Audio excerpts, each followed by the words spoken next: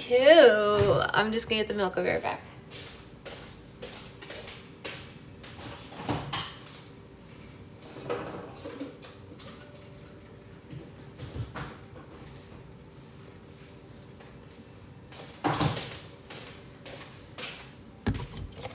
Hello, hello. How is everyone this morning?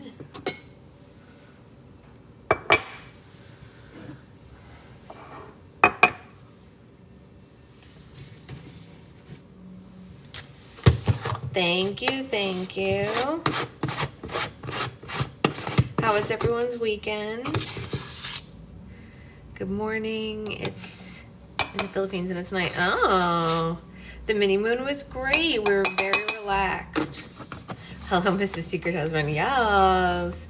Welcome back in France. Thank you. Yes, old married. Yes. First book club wife edition. That's right. There we go. We are legally married. We even mailed in the paperwork already. It's true. We mailed it in.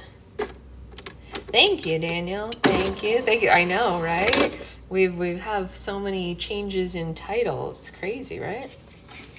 Crazy. Bree's right. We have had many secret title changes. It's funny when you put it that way, right? How are you all? What did you guys do this weekend? I missed you guys. Did you guys do anything interesting in my absence? Responsibilities. Do anything interesting in my absence? Responsibilities. Responsibilities. We have responsibilities.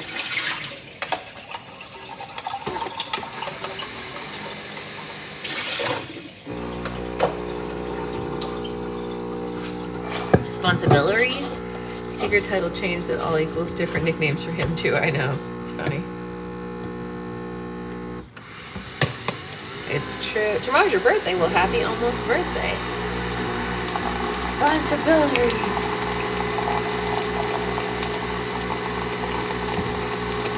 Now we have to use secret. I know. It's hard, right? It's hard to get used to all the name changes. I agree.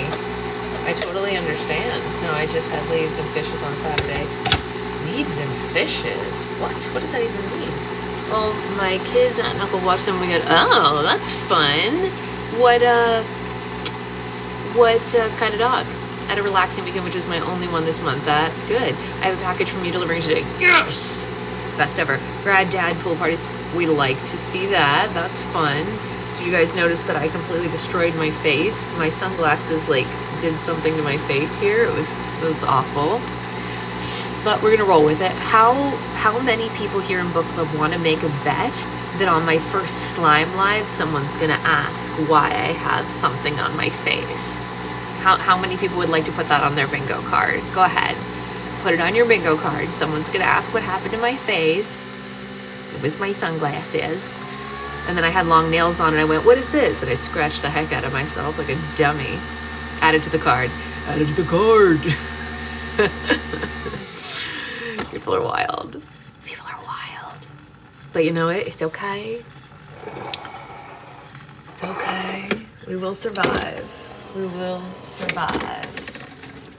Hey, hey. As they say. If you're wondering why the flowers are hanging here, it's because I'm trying to dry the flowers from my bouquet. Though your current lighting was, I know, if I turn my head like this, you'll never see it. You'll never know. I look totally normal from this side. Look, normal Sasha, broken face. Normal Sasha. This is actually my good side anyway. This is the side of my face where you can see that my nose is crooked, so this is the good side anyway. And we just always use this side. You know, this is the side with the bangs. Everything is good from this side. This is my good side.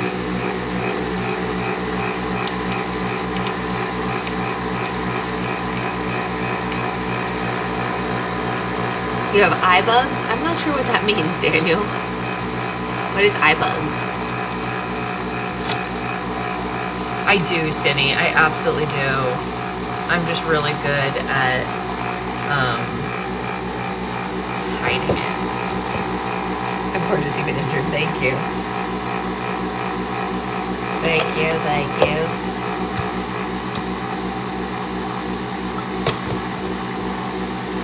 Time to make my own coffee. It's always nice to come home to my coffee. I like my coffee better than any other coffee. There is no coffee on this planet that I feel can compete with the coffee I make. So even though I like vacation, I like having my own coffee better. You know what I mean?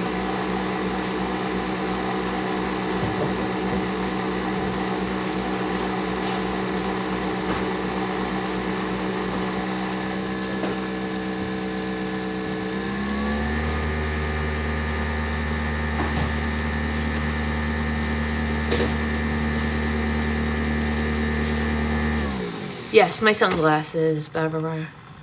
Sasha's injured. Yeah, my sunglasses like scraped my nose or something, and then I went to like look at it with long nails on it. You know, my stepmom's going to Canada, so we'll be free from her week. Hey, Love Theoretically. Good, Tiffany. It's one of my favorites of the year so far. Big time fave of the year. Time to get travel size coffee thing and bring them with you on vacation. I don't know how I would do that, because you can't bring liquid on the plane. You know what I mean? How would I do it? Yeah, it's so good, Tiffany. Tiffany, the other one that's really good is, gosh, what's the name of the other one? I'll look. You did finish Love Theoretically? That's okay, Becca. There's another one, Tiffany and Naisa, to listen to right after. What did I listen to right after? Let me think. What did I listen to right after? Well, you know what? If you go to my Goodreads, you'll be able to see it. I listened to another one of hers right after Love Theoretically, and it was excellent also. Not quite as good as Love Theoretically. I started the first book in the series, A Tale of Magic. It's so good. It's so good, Kristen. So good. We are reading A Tale of Witchcraft. I have to readjust the tripod here because we used this tripod for the wedding, so it's all messed up because it's on wedding settings, not the Christmas one. I haven't read the Christmas one yet. There's another academic one, Tiffany. I haven't read the new one either, Kristen. It's on my Libby list. Love Theoretically, and there's another one that sounds like Love Theoretically. It's like another. Oh God, what is it? I cannot think. It's like not Love on the Brain, because I haven't read that one yet. Oh, come on, Sasha, use your brain. Come on. What was it? I literally cannot think of it. Thank you, Tiffany. Thank you, Julia. Oh no, Anya, I'm sorry. Yeah, there's a lot of really good Allie Hazelwood books. I know, Kristen, my brain is not working to think of it. I also read her YA book, the one about chess. Didn't love that one as much. Love Hypothesis. Thank you. My gosh, that was gonna drive me freaking nuts. Yes, The Love Hypothesis. I also read that one, and that was good. Not as good as Love Theoretically, but quite good. Yes. I couldn't Google it because you guys are on my phone right now, Kristen, but thank you. That was gonna drive me bonker town until someone said it. That was absolutely correct. It is good. I agree. I haven't read Love on the Brain yet, but it is on my Libby download or like holds list or whatever to read soon. I did read Bride. I thought Bride was good, but I'm not a huge werewolf vampire person, so I think I would have liked it more if I was more into the genre. I much prefer the academic setting genre than I do for the werewolf thing. The audio was good because you could listen to it at 2.10 speed or higher and still understand. I know the audiobook reader for Love Theoretically is top tier. If you like audiobook readers who are like excellent, I literally, as soon as Love Theoretically was over, looked up every single thing that woman reads and put them all on my hold list for Libby, and anything that wasn't on Libby, I just bought it on Audible. I was like, I don't care who wrote it and I don't care what it is, I'm listening to all of them. And you know what? So far, have not regretted a second of it. They are all good. She's great. Absolutely great. Apparently big end of the world books right now, 4 books I've read have been that, oh, I don't know if I've ever read an end of the world book. I've seen end of the world movies, but now that you mentioned that, might be an interesting thing to try out. You'll have to make a recommendation for me, Cindy, and I'll put some on my list. But highly recommend that audiobook author or reader. I mean, I'm not sure of her name, but it's attached to the book. Obviously, if you look up Love Theoretically and see who narrated it, the woman who narrated it, 10 out of 10 will listen to every single thing she listed. Ray, do you use Libby? Because it's on there, for sure. And a bunch of stuff that she reads is on there. She's so good. She is so good. And I honestly, I'm not even gonna lie to you, I love the way that she does male voices. Not every female audiobook narrator can do good male voices. She does good ones, and I like it. Because, okay, here's the thing. Okay, before we get started, I just want to nail this really quickly. There is something to be said for a full cast, right? There's dark mode stuff in your Kindle to Swiftware. I'll put it on Patreon. Dark mode stuff on your... Oh, I see what you're saying, Nice. Okay, I was confused for a second. The narrator is Therese Plummer. That's right. Yes, she's great. So there is something amazing to be said about, I 100% do, Anya, about having two readers for an audiobook or having a full cast. I love those things. But if you're only going to get one, I actually genuinely prefer a female narrator, because to me it sounds like it's in my own head then, and then I'm hearing like what my brain would interpret as the guy voices rather than a guy doing girl voices. I don't think they do it as well. You know what I mean? I know it's weird, but anyway, highly recommend anything Therese Plummer reads. Do it. Do it, do it, do it. I even listened to the Christmas book already, and I don't care that it's summer. I listened to the Christmas book. It was great. It was great. Not written by Ali Hazelwood, by the way. That's genuinely true for me, except I love John's narrated voice. You know what? I've only read those physically. I've read John's books on my either physical books or Kindle, so I have not listened to his narrator, to be honest, right? Maybe I should. Maybe on his next series I should do that. Which book should I start with? Honestly, Anya, it depends on if you want to start with what I think is the best, or like, okay, so The Love Hypothesis is like a good start if you want to work up to the best one, which is Love Theoretically, or if you just want to go right out the gate with the best thing there is, do Love Theoretically. It's real good. Don't listen to it in the car with your parents, though. If you are in the car with your mother, do not listen to Love Theoretically. It's spicy.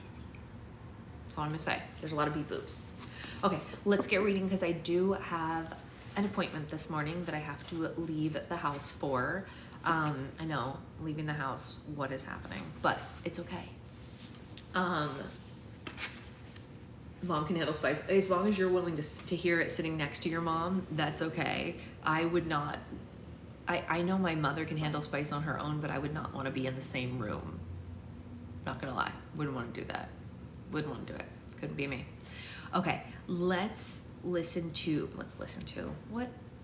read. Chapter 3 is called A Righteous Introduction. Me too, Naisa. I'm obsessed with him. Obsessed. 10 out of 10 book boyfriend.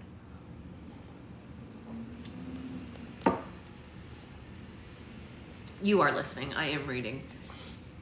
It's true. That is correct. Okay. A Righteous Introduction. When Bristol received the invitation to Barry's wedding, the 16th of Champion-Vember seemed like an eternity away, but because of the Fairy Council's demanding schedule, the days went by much faster than Bristol wanted them to. In the weeks leading up to the wedding, Bristol started to dread the date as she would an approaching storm.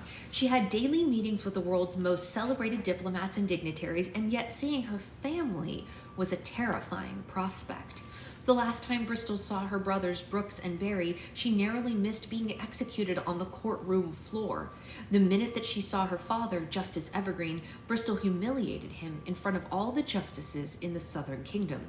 And the last time she saw her mother, Mrs. Evergreen, Bristol was told to leave home and find a better life. Given how dramatic the farewells had been, Bristol had no idea what to expect or how to prepare. Without a doubt, Justice Evergreen would resent Bristol until the day he died, but his opinion wasn't the one that concerned her.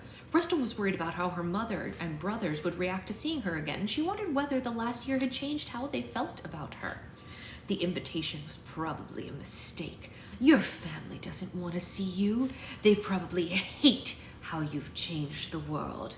They're probably ashamed at the person you've become. The situation was a breeding ground for the disturbing thoughts, and every day Bristol was more and more tempted to skip the wedding altogether.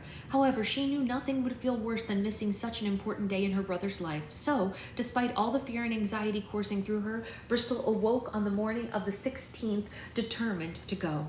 At 3 o'clock in the afternoon, Bristol departed the fairy territory and floated towards the southern kingdom in a large bubble. As she drifted through the sky, Bristol caused quite a scene in the villages and the farms below her. Civilians ran out from their homes to wave at her, dogs barked and chased after her giant bubble, and even cows and sheep stopped grazing to watch her fly by. Yeah, enjoy that effect while you can.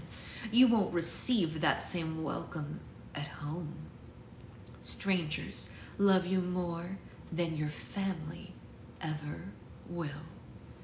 At 4:30, Chariot Hills appeared in the distance, and Bristol descended into the eastern countryside. Her first sight of the evergreen house made her jolt, as if her nerves had grown legs and kicked her in the stomach. Bristol's modest childhood home looked exactly as it always had. The only difference was the wedding preparations assembled on the front lawn. A dozen rows of white chairs and a white gazebo were arranged under a long white tent. Carriages waited in a lengthy line down the eastern countryside road, dropping off passengers one at a time. The wedding guests were an eclectic group of aristocrats and commoners, elderly and young people, and they mingled in an area with high tables and a refreshment stand. The setup was a very classy and traditional one, but it was much more elaborate than Bristol had predicted. If her father had it his way, Barry would be getting married in a rundown barn. Can you imagine the Land of Stories and Tale of Magic series as a movie? I think that it should be a TV series, Naisa, so that we could get more out of it. There's so much I feel like a movie would have to miss, but I think a TV series would be able to do well. Just my 2 cents. Bristol landed in the center of the front lawn and popped the bubble with her crystal wand. The guests were thrilled to see Bristol, and they surrounded her like a pack of wolves. Yes, exactly, right? It's the fairy godmother. Oh my gosh, I can't believe I'm seeing her in real life. Do you think she'll talk to me? I knew we should have dressed nicer. All the whispering made Bristol feel very awkward, not because of the attention, but because she recognized so many of the faces in the crowd. She spotted family, friends, and distant cousins, former schoolmates and teachers and neighbors that she had grown up with. Most of the guests had known Bristol since she was a small child, but now they were all gawking at her like she was from another planet. Fairy godmother, may I have your autograph? Fairy godmother, will you kiss my baby? Fairy godmother, can I have a hug? Fairy godmother, will you do some magic for us? The only people who weren't thrilled to see Bristol were a group of Southern Kingdom justices huddled in the corner of the lawn. The men were dressed in their typical black robes and all had tall black hats, and they watched Bristol like a flock of vultures. Ironically, Bristol almost preferred the justices' hateful scowls to the other guests' reactions. Fairy godmother, are you here to give gifts? Fairy godmother, can you turn my dress into a gown? Fairy godmother, can you make my hair grow back? Fairy godmother, can you give me a good singing voice? As soon as her great-great-uncle knelt down to kiss her feet, Bristol started looking for a place to hide, but there was only one place to go. Without any other options, Bristol weaved through the excited crowd and hurried into the evergreen house. Once the front door shut behind her, Bristol sighed with relief, but the inside of the house was even more chaotic than the outside. Dozens of bridesmaids and groomsmen frantically raced around the house as if it were on fire. Hey, good morning. Good morning. Has anyone seen my bow tie? Hey, that's my shoe. Oh my god, I lost the rings. How did I end up with 2 corsages? False alarm, I have the rings. Luckily, the wedding party was so busy applying final touches to their suits and dresses that they didn't notice Bristol standing in the entrance hall. And at first, Bristol was so distracted by the people running amok, she didn't notice anything else. Once the bridesmaids and groomsmen cleared the front of the house, Bristol suddenly gasped. Unlike the outside, the inside of the evergreen home had changed so much that Bristol thought she was in the wrong place entirely. In the past, Justice Evergreen was so conservative he denied his family anything that he considered extravagant. All the Evergreen's belongings, from their clothing to their wallpaper, were used or hand-me-down. The servants were completely out of the question, forcing Bristol and Mrs. Evergreen to do all the cooking, cleaning, and gardening all by themselves. However, as Bristol looked around the house with fresh eyes, she realized that was no longer the case. All of the rooms were furnished with brand new furniture that all matched. Oh, your coffee's over there. I don't know if you saw it. The plates and bowls in the china cabinet were the same color. The silverware was from the same set. The drapes were made from the same fabric. And all the walls had recently been painted in the same shade of pearl gray. But most surprising of all, Bristol found maids picking up after the wedding party and a cook preparing food in the kitchen. It was so shocking that Bristol felt like she had wandered into another dimension, and she wondered if all the rooms had been redecorated.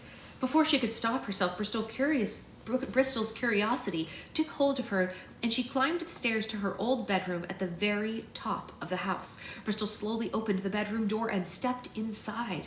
The bed was made with the same sheets. The nightstand held the same candle. The mirror and the dresser stood in the same corner, and even the loose floorboards hadn't been touched since she left. The bedroom looked exactly as she remembered it, but strangely, it felt completely different. Bristol couldn't believe how small and cold her bedroom was, and yet the size and the temperature never stood out in her memory. Perhaps the room seemed smaller because she had grown so much as a person. Perhaps the room felt colder now because of the warmth that she knew a true home had. Tears welled in Bristol's eyes as she recalled what her life used to be like in the Evergreen house. She remembered all the nights she'd cried herself to sleep and all the days she lived in fear and all the nightmares in between. She remembered the angst of wanting a better life, the pain of unanswered prayers, and the suffocation of feeling stuck. But Bristol didn't just remember the emotions. She felt them too. All the fear and sadness surfaced from deep within her, stronger than ever before. You'll never get rid of her, no matter where you go or what you do. Part of you will always be that scared, suppressed little girl. She'll always be inside of you, always. Bristol couldn't understand why she was feeling and thinking such things. Her life had changed so significantly that she was practically a different person. So why was she carrying the same heartache from her past? She looked in the mirror for reassurance, but unfortunately her reflection only made her feel worse. There was no difference between the sorrowful expression that Bristol wore today and the sorrowful expression that she had worn for most of her childhood. Perhaps life hadn't changed as much as she had thought.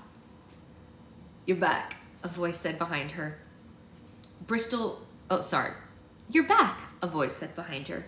Bristol wiped away her tears and glanced over her shoulder. A beautiful middle-aged woman in a shiny teal dress stood in the doorway, and the woman was so ecstatic to see Bristol that she ran into the bedroom to embrace her. Mother? Bristol gasped. Is that you?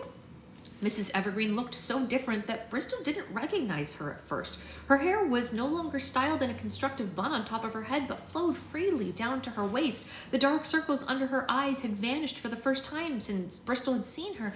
Mrs. Evergreen looked rested. The teal dress also brought out the green in her mother's eyes, which Bristol had never noticed until now. Oh, my darling girl, Mrs. Evergreen said and hugged Bristol a little tighter. I've missed you so much. I cannot tell you how happy I am to see you. Mother, you look amazing, Bristol said. What happened? Well, I hope you're not too surprised, Mrs. Evergreen teased her. No, of course not. I didn't mean it like that, Bristol said. Forgive me. Everything is just so different. I wasn't expecting the house to look like this. I wasn't expecting you to look like this. There's new furniture, new china, new drapes. You even have servants. How is Father allowing all of this? I finally gave him an ultimatum, Mrs. Evergreen said. I said if he didn't hire maids and a cook to help me around the house, I would leave him. And I reminded him that if I left, he'd have no choice but to hire maids and a cook anyway. You should have seen his face. The idea of losing me must have really scared him, because he hasn't denied me anything since. Bristol was incredibly proud of her mother, but her thoughts quickly were quashed by the feeling and replaced with shame. You should have been the one to help your mother. If it weren't for her, you'd still be at that bootstrap correctional facility. But you abandoned her to help strangers. You failed her, and she had to do it all on her own. Wrong. You gave her the courage to stand up for herself. What's wrong, Bristol? Mrs. Evergreen asked. Why do you look so sad? Oh, it's nothing, she said. Mrs. Evergreen gave Bristol a stern look. It didn't matter how much time had passed. Mrs. Evergreen always knew when Bristol was lying to her. I just feel guilty, Bristol confessed. After you signed my permission slip to attend Madame Weatherbury's school, I always told myself I would come back and save you from this place, but I never did. I've been helping strangers all over the world, but I never helped you. Mrs. Evergreen seemed both heartbroken and amused by Bristol's confession. She placed a loving hand on her daughter's face and looked deep into her eyes. Bristol, you are not responsible for anyone's happiness but your own, including mine, Mrs. Evergreen said. The last time we spoke, I told you to leave this horrible place and never return, because that's what it was, a horrible place. I didn't think it was possible to change it, but then something amazing happened. Someone came along and showed me nothing was impossible. Who? Bristol asked. Well, you, sweetheart, Mrs. Evergreen said. I thought, if my daughter can change the whole world, then, why, I can make changes too. Without your example, I never would have had the courage to stand up to your father. In so many ways, you did save me, and not just me. You've inspired thousands of other people to improve their lives too. I hope you know how special that is. Bristol knew how significant her mother's words were, but her current state of mind wouldn't let the feeling sink in. She shrugged it off like Mrs. Evergreen was giving her a small compliment. It can be a little overwhelming at times, she said. I bet, Mrs. Evergreen said. I've seen how those crowds react to you and your friends. You mean you've been to one of our events? Bristol asked in disbelief. Oh, I haven't missed a single event in the Southern Kingdom, Mrs. Evergreen said with a proud smile. I was there when you rebuilt the orphanage that burned down. I was there when you gave a new roof to the hospital for the wounded soldiers. And I was there just last week when King Champion presented you with a statue in Chariot Hills Town Square. I actually brought a big poster with your name on it to that one. There were so many people there, I imagine it was hard to see me. I wish I knew you were there, Bristol said. I would have loved to see you. All that matters is that you're here now, Mrs. Evergreen said. It's a miracle that you got the wedding invitation. I was afraid that big night would lose it. Bristol was certain she had misheard. Wait a second. You delivered the invitation yourself? Well, of course. It was important, Mrs. Evergreen said. I marched right up to the knight and told him, I don't care how scary you look. If this letter doesn't get to my daughter, I will be the scariest thing you have ever met.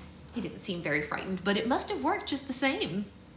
Bristol was speechless. Even her thoughts went silent. Clearly, Mrs. Evergreen had nothing but unconditional love and support for her daughter, and Bristol's mind couldn't spin it into anything negative.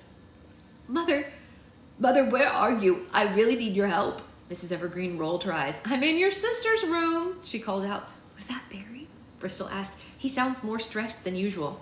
Well, yes, your brother has been a nervous wreck ever since he proposed, Mrs. Evergreen said. You'd think he was the first person in history to ever get married. They heard the frantic footsteps climbing up the stairs and dashed down the hall, but then Barry burst into the bedroom at the speed of light. He was dressed in a sharp black suit and carried a handful of buttons that were supposed to be on his suit jacket. Barry was in such a panic that it took him a moment to notice his sister standing beside his mother. Mother, it happened again. I didn't realize that I was playing with my buttons and I ripped them all off. Oh, hello, Bristol. Oh my gosh, I'm so sorry, Mother. Please, don't be angry with me. I felt so nervous. There was like bats in my stomach. Do you think that you could fist them before? Bristol? Barry's panicked rant quickly turned into a fit of joyous laughter. He gave Bristol an enormous hug and spun her around the room. Bristol, he cheered. It's so wonderful to see you. It's wonderful to see you too, Barry. I can't believe you're here. Gosh, you've been so busy. What you've been up to is just remarkable. It means so much to me that you came. I wouldn't have missed your wedding for the world, Bristol said. It's funny, of all the people to tell me that today, you're the first person that actually means it, Barry said. I've been following all your accomplishments in the newspaper. Penny really helped me start a scrapbook with all the clippings that I saved. Oh, that's her name, Penny. I suppose you already knew that from the invitation. I can't wait to meet her, Bristol said. What's she like, and where did you guys meet? An enormous smile grew across Barry's face as he thought about his future wife. Bristol had never seen him look so happy. Actually, she had never seen anyone look so happy. She's the most incredible person I've ever met, Barry said. We met 11 months ago at the Chariot Hills Library. Oh, thanks for changing that law, by the way. We wouldn't have met if women were still banned from the library. Anyway, we were in the same aisle and we both reached for locksmiths, a turnkey trade at the same time. Turns out that she has a fascination with old locks and keys, just like me. Naturally, I told her take the book, but she insisted I check it out first. And we kept going back and forth about who should take it first. And finally we agreed to just share the book. And the rest is history.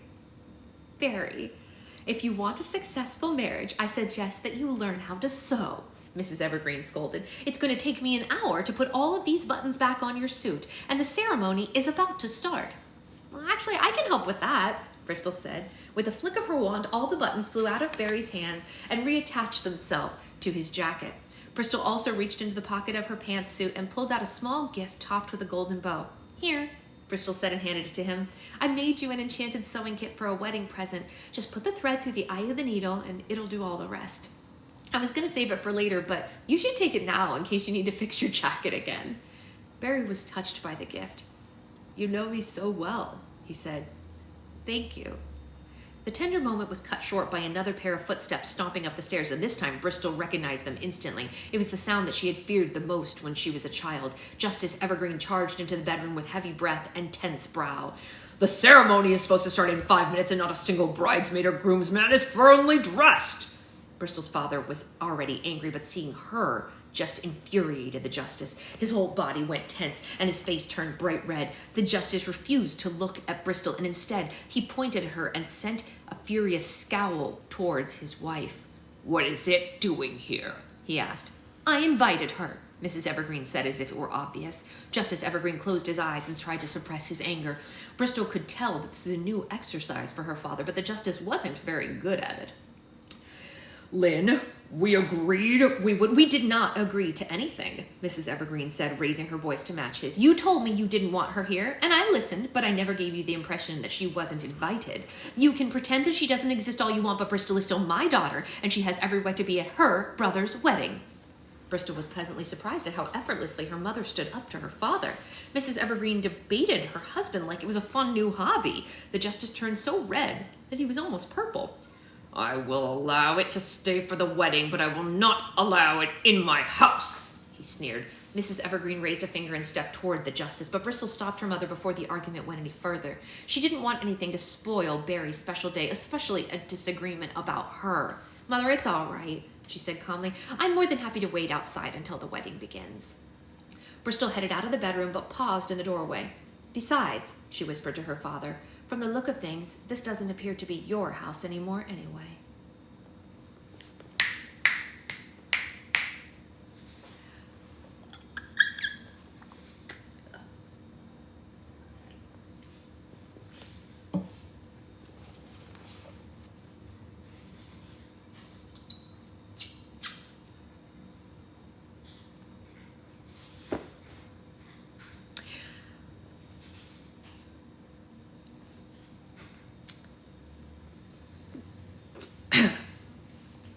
Bristol left the Evergreen house and joined the wedding guests outside. She was hoping to find a place to hide before anyone saw her, but the guests were gathered around the front door waiting for her. The number of attendees had doubled since she arrived, and all the newcomers had been notified of Bristol's attendance clearly. Fairy Godmother, can you give me a bigger house? Fairy Godmother, can you cure my indigestion? Fairy Godmother, can you make my nose a little smaller? Fairy Godmother, can you teach my children some manners? No, she can't. The guests crept closer and closer, and Bristol dodged all the hands trying to touch her. She started to worry that she'd be stuck on the Evergreen's front porch all day, but she was rescued by a belligerent voice coming from afar. Oh, piss off, all of you. Everyone on the front lawn turned toward a disheveled man at the refreshment stand. His shaggy hair was in desperate need of a barber, and his tight brown suit was in desperate need of a tailor. The man feverishly smoked a wooden pipe, and from the way that he was leaning on the refreshment counter, it was obvious that he had enjoyed one too many refreshments already. For the love of champion, it's just Bristol. A few magic tricks doesn't make her a saint. Brooks? Bristol gasped. Unlike her mother, the last year had not been kind to her brother. His muscular build had melted into a belly. His handsome face was puffy and covered in stubble. His pompous attitude had been replaced with a noticeable chip on his shoulder, and all the wedding guests slowly backed away from Bristol as she zigzagged through the crowd to stand at her brother's side. Thanks for that, she told him. Hi, Brooks. You look so... Well, it's so nice to... Hi, Brooks. Don't, he said. Don't bother with wasting that fairy crap on me. I'm not like those idiots. A little kindness and a few sparkles aren't going to turn me into one of your deranged sycophants. I don't care who you are or what you've become, you'll always be my annoying little know-it-all sister. So don't come over here expecting me to eat out of the palm of your hand. Bristol suddenly threw her arm around her brother and gave him a huge hug. You have no idea how nice it is to hear someone say that, she said. Brooks was surprised by her reaction. Well, I mean it, he said. Now get off me before that magic rubs off. I don't want all those bootlegger lickers asking me for favors. Bristol released him from her embrace. Brooks ordered another drink from the bartender behind the counter. The bartender wasn't pouring as fast as Brooks liked, so Brooks yanked the bottle away from him and poured the drink himself. Bristol studied her brother with a long, pitying gaze. She tried to fix a strand of his messy hair, but Brooks slapped her hand away. Okay, so how are you? Bristol asked him, although the answer was pretty obvious. Oh, yeah, I'm just dandy, Brooks said. Things couldn't be better. Let's see. My little brother's getting married to one of the most eligible bachelorettes in the Southern Kingdom. My little sister is the most influential person to ever live, and I'm working in a cobbler shop, so no complaints here. Life's just going great. You're working in a shoe store? Bristol asked and then quickly adjusted her tone. I mean, you're working in a shoe store. How exciting. Why are you a deputy justice anymore? Justice Oregon got me disbarred, Brooks said. What? When? After your trial last year, he reported my negligent behavior to the high justices. They took away my title and my robes and banished me from the legal system for life. Oh, Brooks, I am so sorry to hear that, Bristol said. If there's anything I can do to make it up to you, please don't hesitate to ask. Don't worry. It wasn't really your fault, Brooks said. Everyone knows Olregade had me sacked to get revenge on Father. Sometimes I think it was all worth it just to see the look on his face when Father burst into the courtroom and saved your life. I bet Father regrets that now, Bristol said. Still, I'm sorry that you had to pay the price for saving me. Brooks took a long drag from his pipe and slowly let it out. Yeah, it was probably for the best, he said. Let's be honest, I was a lousy deputy justice anyway. I never cared about defending or prosecuting criminals. I only went to the University of Law to please Father, and I guess now I'm free to follow my passion. And what's that? Bristol asked. She wasn't trying to be rude, she just genuinely didn't know the answer. While they were growing up, the only subject that Brooks was interested in was himself. He opened his mouth to respond, but he didn't know the answer either. Well, I guess now I'm free to finally find a passion, he restated. Bristol gave her brother a sympathetic pat on the shoulder. I know you'll land on your feet, she said. You think too highly of yourself to stay in a funk forever. Yeah, I do. Bristol suddenly felt a strange sensation. It was like the feeling of being watched, but the exact opposite. For the first time she had arrived at the wedding, the guests were no longer gawking at her. Their attention was drawn to something moving in the distance. A cavalcade of armed guards escorted an elegant carriage down the country road. The guards blew horns to announce their arrival and carried flags with the royal crest of King Champion IV. Is the king coming to Barry's wedding? Bristol asked. I mean, I imagine, Brooks said with a hiccup. Barry is marrying his niece. Bristol was stunned. Really? I had no idea. As if my younger brother getting married before me wasn't humiliating enough, he also managed to bag himself a royal. From this day forward, Barry will be known as Lord Evergreen, and I will be expected to bow to him and call him Sir whenever I'm in his presence. The thought was too much for Brooks to bear, and he reached behind the refreshment counter and started chugging the closest bottle. The royal carriage parked on the front lawn, and wedding guests surrounded it. Royal guards rolled out a red carpet for the royal passengers and then stood at attention while they emerged. A middle-aged man was the first passenger to step out of the carriage. He wore a red velvet cape with fur trim and a large feather hat. The man had a black beard that was a little too dark to pass as a natural color, and a cocky grin that never faded from his face. He scoffed at his first sight of the Evergreen residence like it was far too important. He was far too important to be there. Who's that? Bristol asked her brother. That's Prince Maximus Champion, the future King Champion, the 15th, Brooks said. I wonder why I've never met him before, Bristol said. Probably because he hates your guts, Brooks said. Prince Maximus is extremely old-fashioned and detests how you've changed the Constitution.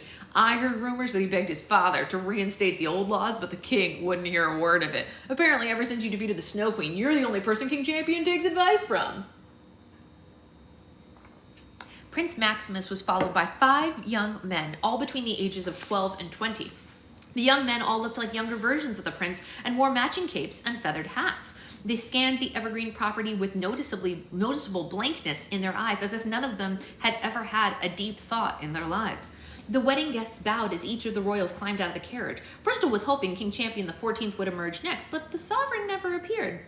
I'm assuming those are Maximus's sons, Bristol said. Yeah, their names are Triumph, Conquer, Victory, Score, and Marvel, Brooks listed. But don't ask me who's who. I doubt their father can even tell them apart. Why isn't the king with them? Bristol asked. I've heard rumors his health is declining, Brooks said. How odd, Bristol said. I just saw King Champion. He presented me with a statue in the Chariot Hills Town Square. He seemed in perfect health then. You know the elderly. They reach a certain age and they stop taking care of themselves, Brooks said, and then he chugged a second bottle from behind the counter. Maximus will probably be sitting on the throne sooner than we expect. The idea of losing King Champion the 14th plagued Bristol with an entirely new batch of worries. Last year she had persuaded him and the other sovereigns to legalize magic in exchange for protection from the Snow Queen, but what if Prince Maximus wasn't as receptive as his father? How could Bristol protect magic, women, and the talking creatures from Maximus's old-fashioned values? And if she couldn't, would King Warsworth, Queen Industria, and King White follow his example? You better hope King Champion the 14th sticks around. Once Prince Maximus is crowned, he'll restore the old laws. He'll turn his people against you. He'll convince the other sovereigns to do the same, and everything you've worked for will be lost. For weeks, Bristol had worried about losing mankind's approval, and now her concerns felt more legitimate than ever before. The laws will change. Women will lose their rights. Talking creatures will lose their home. Magic will be criminalized.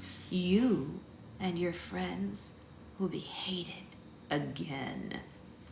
The princes worked their way through the crowd of adoring guests. Prince Maximus eventually made it to the group of justices and greeted them with friendly embraces. Bristol couldn't hear what they were discussing, but it was obvious the justices were warning Prince Maximus of her attendance. All the men scowled at Bristol, but Prince Maximus's scowl was the nastiest of all. He despises you, possibly more than the justices do. He'll never keep your amendments in the Constitution. He wants to eliminate you completely. You've made yourself one powerful enemy.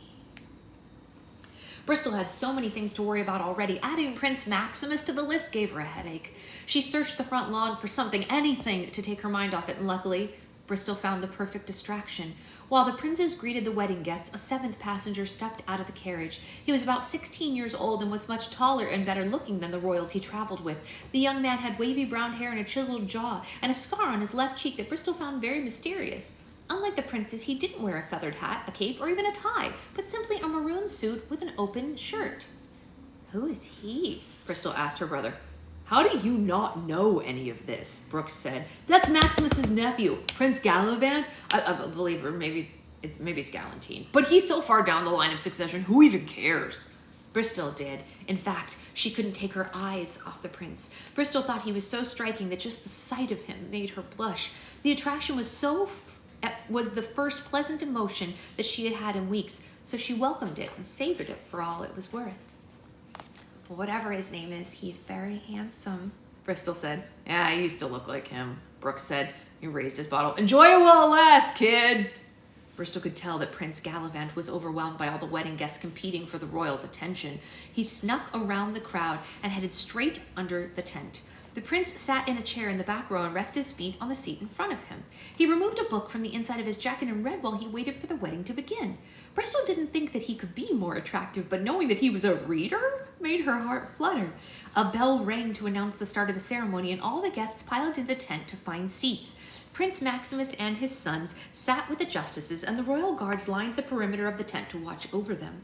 Brooks sat in a section reserved for the Evergreen family at the very front. Bristol didn't want to sit anywhere near her father or Prince Maximus, but options were limited. Psst, over here. Bristol turned toward the voice and saw Prince Gallivant was waving at her. You need a seat? He asked. He nodded towards the empty chair beside him. Oh, no, thank you, Bristol said. It might be rude if I sit in the back at my own brother's wedding. Suit yourself, Prince Gallivant said. Although I've learned from personal experience, sitting in the back row makes it harder for people to stare at you. Unless you like that sort of thing. After he put it that way, Bristol couldn't refuse the offer, and she took a seat beside him. Being so close to the prince made Bristol blush even harder than before. She hoped her face didn't look as warm as it felt. You're that fairy godmother, aren't you? He asked. Oh, sorry. Let me reread that. Rewind. She hoped her face didn't look as warm as it felt. You're that fairy godsmacker, aren't you? He asked. It's fairy godmother, Bristol said, but yeah, that is what people call me these days. I got a few titles myself, the prince said. My official name is Prince Gallivant, victorious, heroic, courageous champion of Chariot Hills, but I'm also just the Duke of South Westington, although I've never been there, and I'm also the Lord of Southeastern Shire, but that's just a grassy field, and I'm the Earl of South Northernbury. I think they made that one up. I suddenly feel really much better about my title. Which of those names should I call you? Everyone just calls me Seven. Seven? Because I'm seventh in line for the throne, the prince explained. What do people call you when you're not, I don't know, fairy godmothering? It had been so long since someone asked for her real name that Bristol had to think about it. Oh, I'm Bristol. Bristol Evergreen. Nice to meet you, Bristol. Seven shook Bristol's hand and smiled at her. She quickly pulled it away before she noticed how clammy he made her palm. You too, Seven, she said. Very, very nice. At 5:30, the ceremony finally started. Barry was the first to appear in the wedding procession, and he walked the mother of the bride down to her seat and took his position under the gazebo, so nervous that his entire body was shaking. Bristol noticed a few of his buttons were already loose again, and she discreetly waved her wand and tightened the buttons before they fell off. Barry was followed down the aisle by his parents. Mrs. Evergreen was fighting back tears and gave her son a kiss on the cheek before taking her seat. The guests were touched by the sweet moment, but Brooks found it insufferable and groaned loudly. What's his deal? Seven whispered. He's just being dramatic, Bristol whispered back. Brooks has to be the best at everything, including failure. The comment made Seven snort, and the noise caught Prince Maximus's attention. He was furious to see that Seven was sitting next to Bristol and sent them both a scathing look. I'm pretty sure that your uncle hates me, Bristol said. And don't take it personally. My Uncle Max hates everyone, Seven said. When Maximus takes the throne, will I have to call you Six? Bristol asked. That's assuming my grandfather doesn't outlive us all, Seven said. How's the king feeling anyway? I heard he was ill. Nah, he's perfectly healthy, Seven said. Uncle Max likes to spread those rumors, though. Every time Grandpa so much as clears his throat, Max starts planning his coronation. But I'm guessing Gramps will be around for another decade or so. Oh, thank goodness, Bristol said. The groomsmen and bridesmaids made their way down the aisle, and then all the guests rose to welcome the bride. Lady Penny Charming was a short and skinny woman with bright red hair, but that was all Bristol could see. Penny's wedding dress and veil were so monstrous that her face was hardly visible. Eek, Seven said. Is that Penny? As her has the Snow Queen returned. The laughter erupted out of Bristol's mouth before she knew it was coming. Bristol's disruption made the whole wedding come to a screeching halt, and Penny paused herself halfway down the aisle. All the wedding guests turned to Bristol's direction. I'm so sorry, she said, and pretended that she was crying. Weddings just make me so emotional. Please do carry on.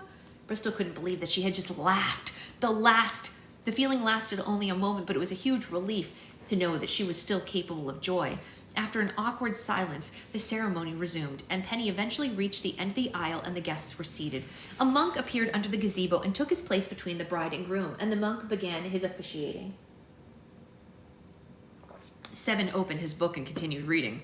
Get comfortable, he whispered. Do you always bring a book with you to weddings? Bristol asked. No, Only to royal weddings, he said. They last forever. The Duke and Duchess of Northgate's wedding was so long, by the time it was over, they were already divorced. Seven made Bristol laugh again, but this time she kept it quiet. What are you reading anyway? She asked. Seven tilted the book to show her the title. Tales of Tidbit the Twitch, Volume 4, he said. Bristol was shocked. You're kidding! That's my favorite book series! Seriously? I didn't think anyone else even knew about these books. I've read the first one 12 times, she said. I know that they're meant for children, but nothing makes me happier than a story about a mouse defeating a monster. Seven smiled at Bristol and looked so deeply into her eyes that Bristol had to remind herself that they had just met. I want to tell you, I think that Chris saying that was a nod to all of us who read these books. I want to believe that. I think him saying, it's okay, you can read these too. She felt like she had known the prince her entire life, perhaps longer. Maybe we could read it together sometime, he said. Yeah, I'd like that, she said. Bristol's heart was beating so fast that she thought it might pop out of her chest.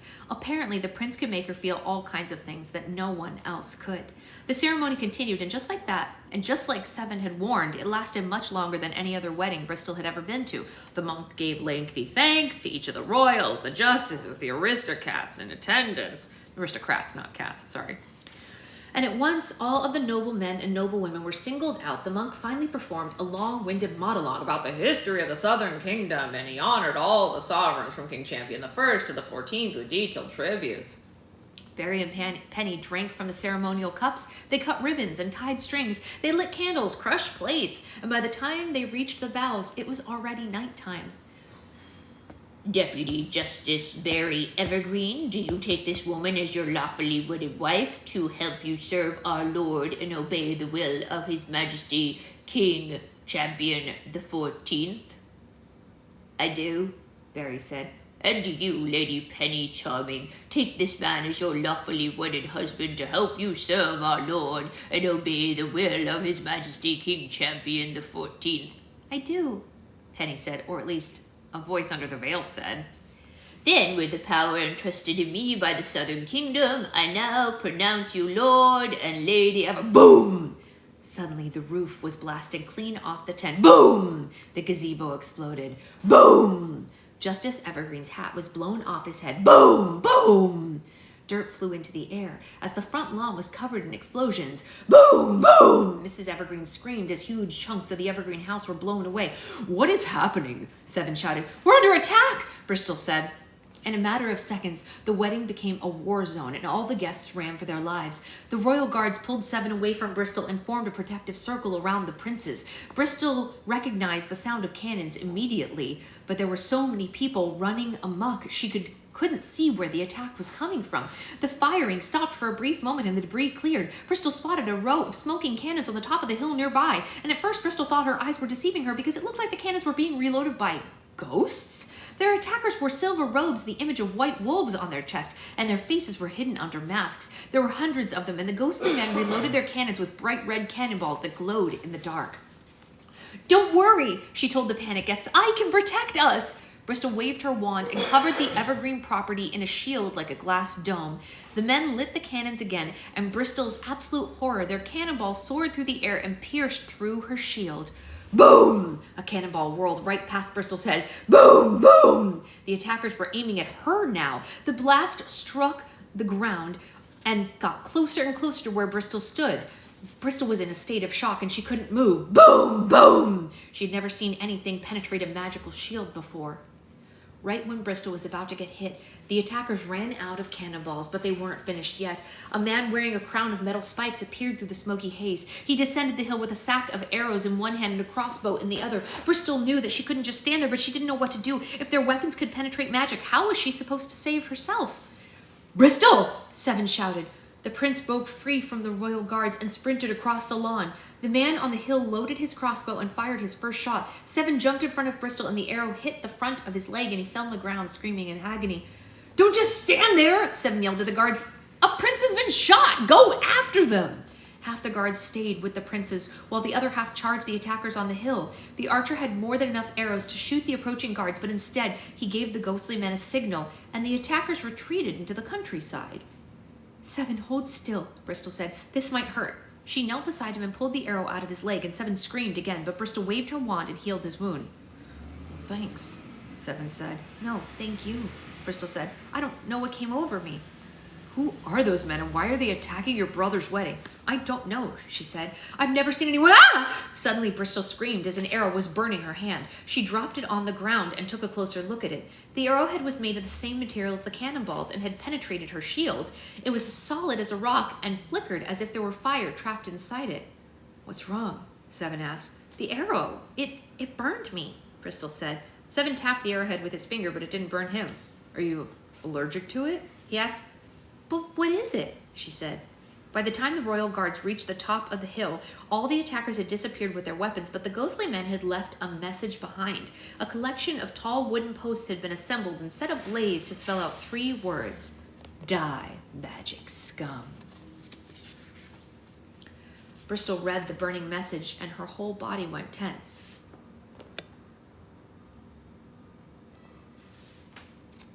I guess they weren't here for the wedding, Seven said. No, she said. They were here for me.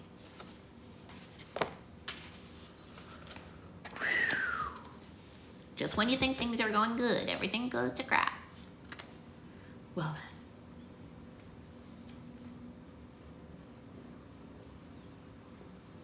then. You get a little good and then a ton of cannonballs come flying at your face.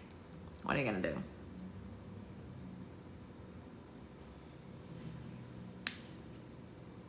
Yeah, great chapter.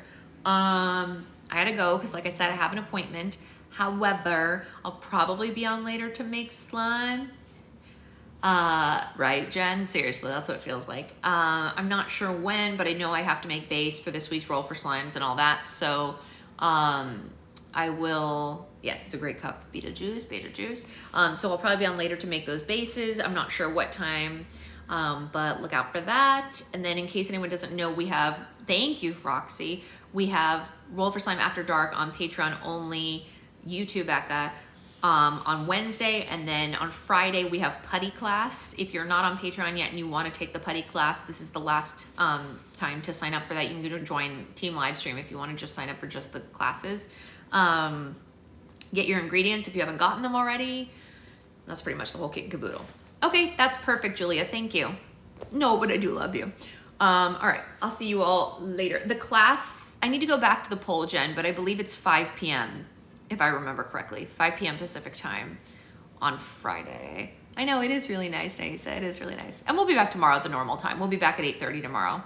And thank you also to you, Becca. So yeah, if a lot of people are working and needed to be moved to like 5:30, we can, but I think 5 was the time that like 40% of people voted for, which is a pretty high percentage considering there were like 6 options. So anyway, I'll see you all later. We're gonna do all that stuff this week. It's a busy week. Also this week, the Pride kits will start mailing out because I'm making those today and tomorrow. Oh, perfect. All right. Well, then I'll see you all later. Bye, guys.